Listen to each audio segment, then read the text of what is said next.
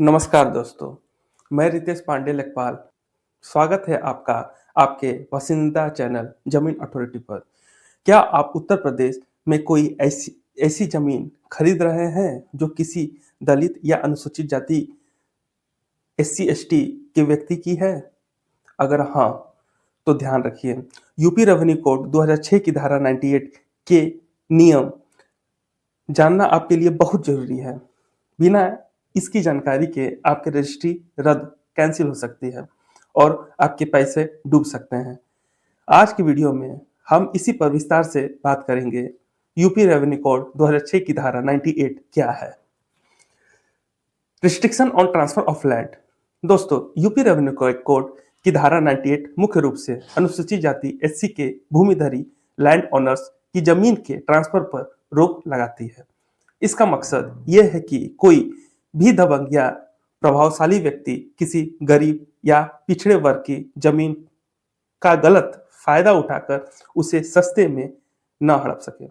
इस कानून के मुताबिक कोई भी एससी व्यक्ति अपनी जमीन किसी नॉन एससी जनरल ओबीसी व्यक्ति को तब तक नहीं बेच सकता है जब तक वो कलेक्टर डीएम से इसकी रिटर्न परमिशन न ले ले।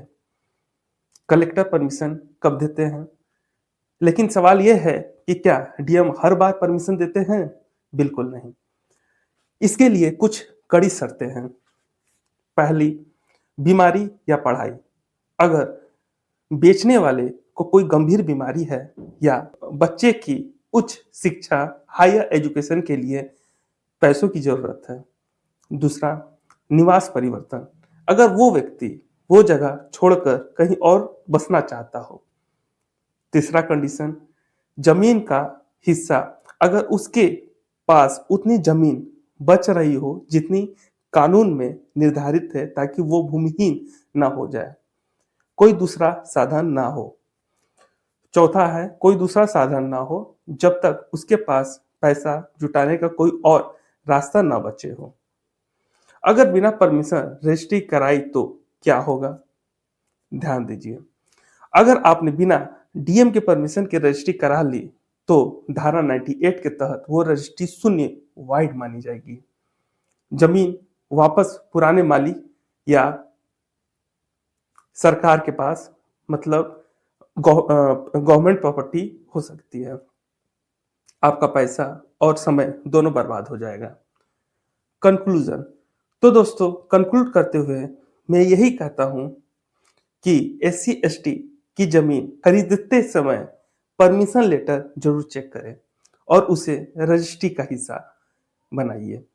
एक सवाल जो आप सबके मन में होगा और जो मार्केट में बहुत बहम कंफ्यूजन है, क्या अगर कोई एससी एसटी अपनी जमीन की धारा 80 करवा लेता है तो क्या उसके बाद किसी भी जनरल या ओबीसी व्यक्ति की धारा 98 की परमिशन लेने की जरूरत नहीं पड़ती है?